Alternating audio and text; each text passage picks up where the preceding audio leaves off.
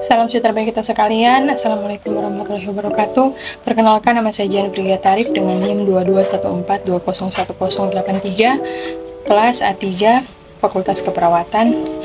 Video ini dibuat untuk menunjang tugas ujian tengah semester dengan dosen pengampu Aprilia Widya Mande, SH, SS, MH. Dalam video ini saya akan membahas tentang sejarah dan konstitusi Indonesia. Video ini dibuat untuk menunjang tugas ujian tengah semester mata kuliah Kewarganegaraan dengan dosen pengampu Aprilia Widya Mande, SH, SS, MH. Sejarah lahir konstitusi. Yang pertama, sebagai negara yang berdasarkan hukum, tentu saja Indonesia memiliki konstitusi yang dikenal dengan Undang-Undang Dasar 1945. Eksistensi Undang-Undang Dasar 1945 sebagai konstitusi di Indonesia mengalami sejarah yang sangat panjang, hingga akhirnya diterima sebagai landasan hukum bagi pelaksanaan ketatanegaraan di Indonesia. Yang kedua, dalam sejarahnya, Undang-Undang Dasar 1945 dirancang sejak 29 Mei 1945 sampai 16 Juni 1945 oleh Badan Penyelidik Usaha-Usaha Persiapan Kemerdekaan Indonesia atau BPUPKI, dalam bahasa Jepang dikenal dengan Dokuritsu Ayundi Tsukai, dengan beranggotakan 21 orang.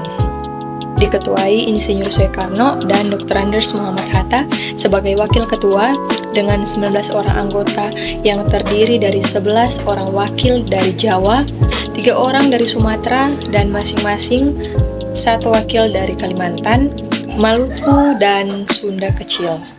Badan tersebut, BPUPKI, ditetapkan berdasarkan Maklumat Gunseikan nomor 23 bersamaan dengan ulang tahun Tenno Hika pada 29 April 1945. Latar belakang terbentuknya konstitusi bermula dari janji Jepang untuk memberikan kemerdekaan bagi bangsa Indonesia di kemudian hari.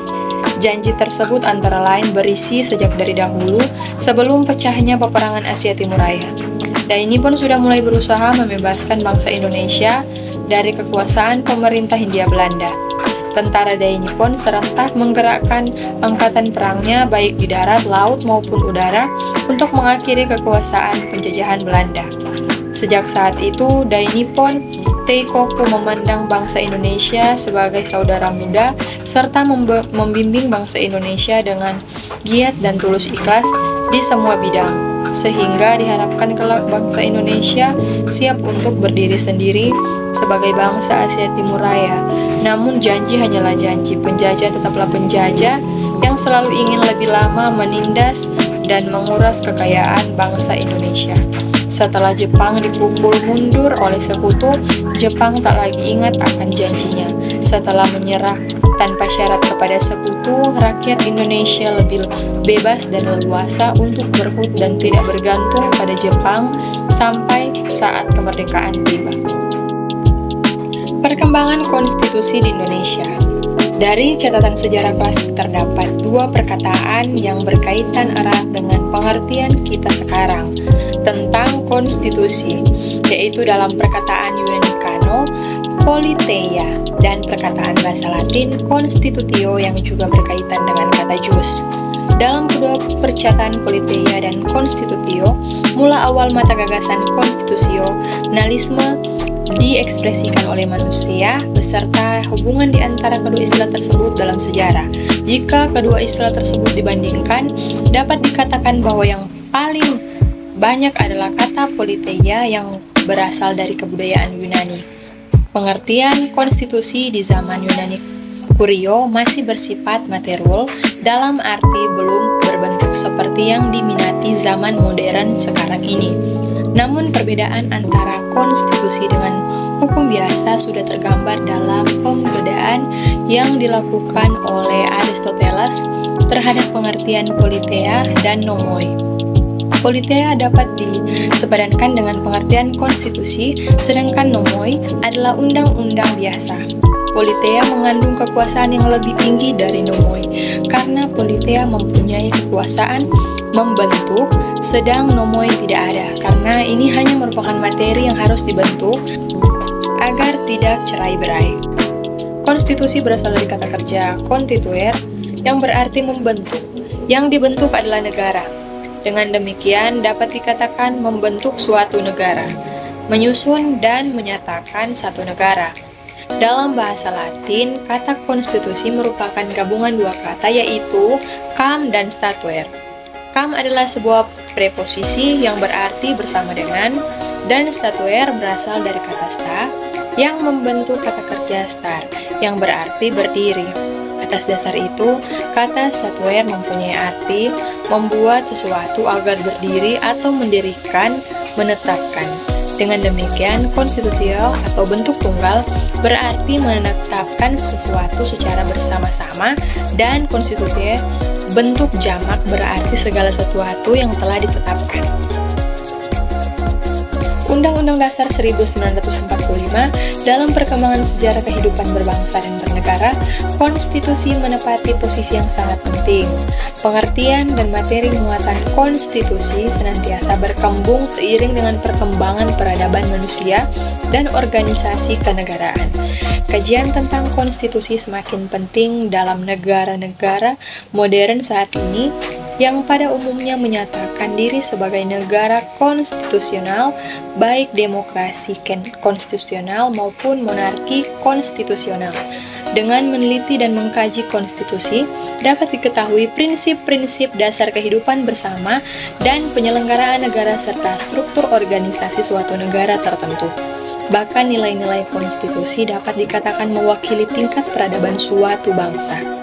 Undang-Undang 1945 pertama kali disahkan berlaku sebagai konstitusi negara Indonesia dalam sidang panitia persiapan kemerdekaan Indonesia pada tanggal 18 Agustus 1945, yaitu sehari setelah kemerdekaan negara Republik Indonesia diproklamasikan oleh Soekarno dan Muhammad Hatta pada tanggal 17 Agustus 1945.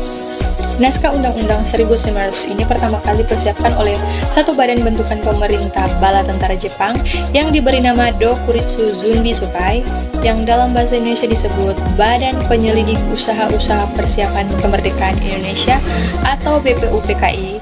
Pimpinan dan anggota badan ini dilantik oleh pemerintah bala tentara Jepang pada tanggal 28 Mei 1945 dalam rangka memenuhi janji pemerintah Jepang di depan parlemen untuk memberikan kemerdekaan kepada bangsa Indonesia. Namun setelah pembentukannya, badan ini tidak hanya melakukan usaha-usaha persiapan kemerdekaan sesuai dengan tujuan pembentukannya, tetapi malah mempersiapkan naskah Undang-Undang Dasar sebagai dasar untuk mendirikan Indonesia merdeka. Konstitusi RIS 1949 setelah Perang Dunia Kedua berakhir dengan kemenangan di pihak tentara sekutu dan kekalahan di pihak Jepang, maka kepergian pemerintah bala tentara Jepang dari tanah air Indonesia dimanfaatkan oleh pemerintahan Belanda untuk kembali menjajah Indonesia. Namun, usaha pemerintah Belanda untuk kembali menanamkan pengaruhnya tidak mudah karena mendapat perlawanan yang sengit dari para pejuang kemerdekaan Indonesia. Karena itu, pemerintah Belanda menerapkan politik ada domba dengan cara mendirikan dan mensponsori berdirinya beberapa negara kecil di berbagai wilayah Nusantara seperti negara Sumatera, negara Indonesia Timur. Undang-Undang Dasar sementara 1950 bentuk negara federal nampaknya memang mengandung banyak sekali nuansa politis berkenaan dengan kepentingan penjajahan Belanda. Karena itu, meskipun gagasan bentuk negara federal mungkin saja memiliki relevansi sosiologis yang cukup untuk diterapkan di Indonesia, tetapi karena terkait dengan kepentingan penjajahan Belanda, maka ide feodalisme menjadi tidak populer. Apalagi sebagai negara yang terbentuk, pemerintahan Indonesia memang membutuhkan tahap-tahap konsolidasi kekuasaan yang efektif sedemikian rupa, sehingga bentuk negara kesatuan dinilai jauh lebih cocok untuk diterapkan daripada bentuk negara federal. Karena Karena itu, bentuk negara federalis ini tidak bertahan lama. Perubahan Undang-Undang Dasar 1945 merupakan salah satu tuntutan yang paling mendasar dari gerakan reformasi yang berujung pada runtuhnya kekuasaan Orde Baru pada tahun 1998. Hal ini menunjukkan bahwa masyarakat tidak lagi melihat faktor penyebab otoritarian Orde Baru hanya pada manusia sebagai pelakunya, tetapi karena kelemahan sistem hukum dan ketatanegaraan. Kelemahan dan ketidaksempurnaan konstitusi sebagai hasil karya manusia adalah suatu hal yang pasti.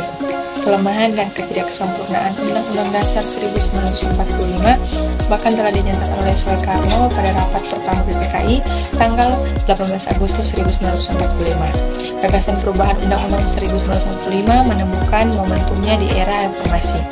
Pada awal masa reformasi, Presiden membentuk Tim Nasional Reformasi menuju masyarakat madani yang di dalamnya terdapat kelompok reformasi hukum dan perundang-undangan.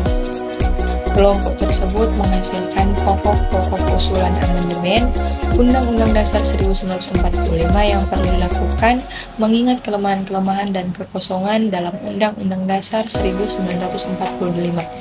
Gagasan perubahan Undang-Undang Dasar 1945 menjadi kenyataan dengan dilakukannya perubahan Undang-Undang Dasar 1945 oleh Majelis Permusyawaratan Rakyat atau MPR.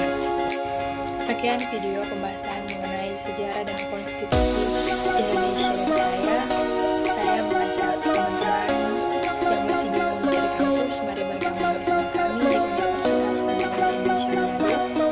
Dan di akhir video ini saya akan memberikan video tentang pengenalan kampus Universitas Pembangunan Indonesia Manado. Selamat datang di Universitas Pembangunan Indonesia Manado yang terletak dekat dengan kawasan bisnis Bahu Mall Manado. Tempatnya di Kelurahan Bahu, lingkungan 3 Manado, sangat strategis di pusat kota Manado.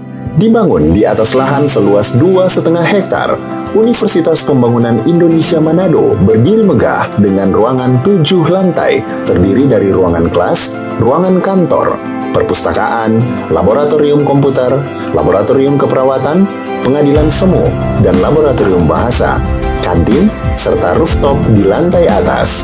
Universitas Pembangunan Indonesia Manado memiliki 6 fakultas dengan program studi, yaitu Fakultas Pertanian, Prodi Agribisnis, Fakultas Hukum, Prodi Hukum, Fakultas Teknik, Prodi Teknik Elektro dan Teknik Sipil, Fakultas Ilmu Sosial Ilmu Politik, Prodi Ilmu Politik, Fakultas Sastra, Prodi Sastra Inggris, Fakultas Keperawatan, Prodi Ilmu Keperawatan, dan Profesi Nurse. Didukung oleh sumber daya manusia yang berkompeten dan tersertifikasi, Universitas Pembangunan Indonesia Manado memiliki dosen dan tenaga kependidikan dengan latar belakang S2 dan S3 lulusan dalam dan luar negeri.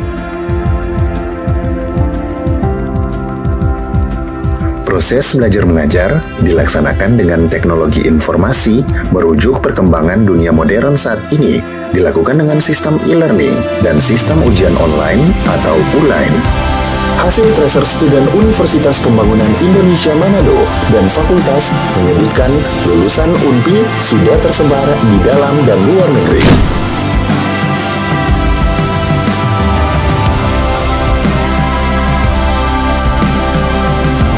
Selamat bergabung putra-putri terbaik bangsa. Kembangkan dirimu, raih cita-citamu setinggi bintang di langit. Kami siap menghasilkan generasi terbaik dan pemimpin di masa depan.